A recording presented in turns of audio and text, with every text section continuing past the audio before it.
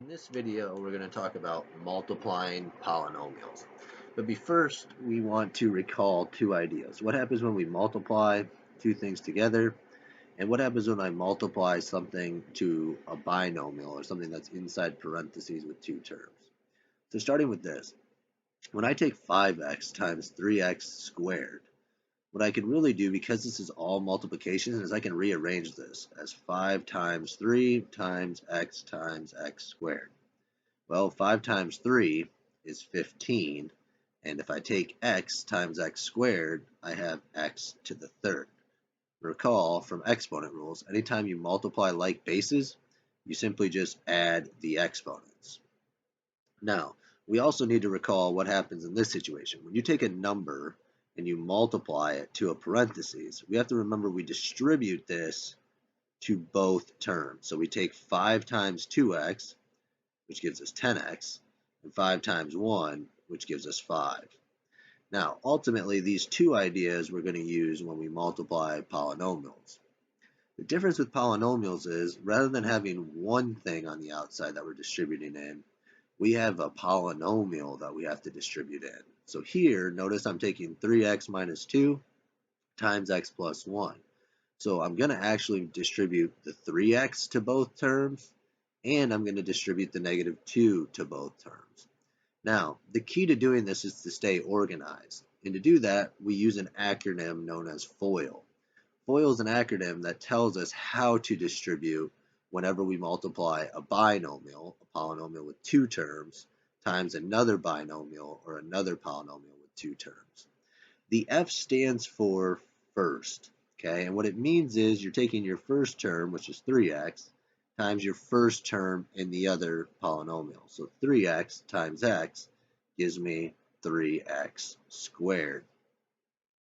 Then the O stands for outer, okay? So I'm taking the outer two. I'm taking the 3x times 1. Notice I'm distributing it to both.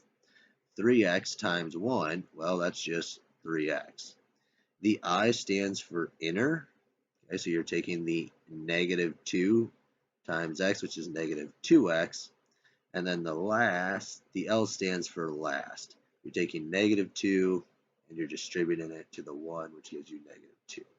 Notice this is just an acronym to organize distribution. What we really did there, just like we distribute the 5 here, we just distribute both terms here. Notice I distributed the 3x to both, and I distributed the negative 2 to both. Now, all I have to do is a little bit of cleanup work by simplifying, by combining my like terms. You'll notice that if you look at these middle two terms, I have 3x, and here I have negative 2x. So if I combine those, 3x minus 2x is just 1x. And so as my final answer, I'll get 3x squared plus the 1x minus 2. All right, let's look at one more example like that. So here I have x minus 4, and I want to multiply it by x plus 7. So once again, I'm going to follow the FOIL acronym. I'm going to take the first times the first, so x times x, which is x squared. I'm going to take the outer one, so x times 7 is 7x. I'm then going to take the inner one, so negative 4 times x is negative 4x. And then I'm going to take the last times the last, or negative 4 times 7, which is negative 28.